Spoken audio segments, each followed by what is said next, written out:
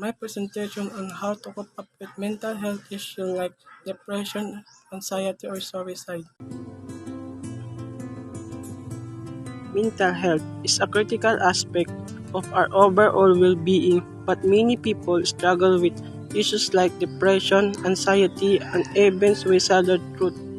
It's important to understand that these are common challenges that can be effectively managed with the right strategies and support. Recognize the sign.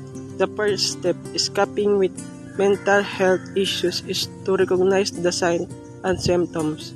For depression, this may include persistent feelings or sadness, hopelessness or loss of interest in activities. Anxiety can manifest an excessive worry, panic attack, or physical symptoms like rapid heartbeat. Suicidal thoughts involve a desire to end one's life. If you or someone you know is experiencing this, it's crucial to seek help. Seek professional support. The most important thing is to seek professional help.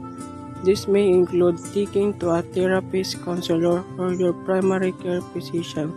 They can provide a proper diagnosis, recommend appropriate treatment option, and guide you through the recovery process. Medication such as antidepressant or anti-anxiety drugs may also be helpful in some cases, but should always be prescribed and monitored by a qualified healthcare provider. Developing coping strategies. In addition to professional support, there are various coping strategies you can implement on your own.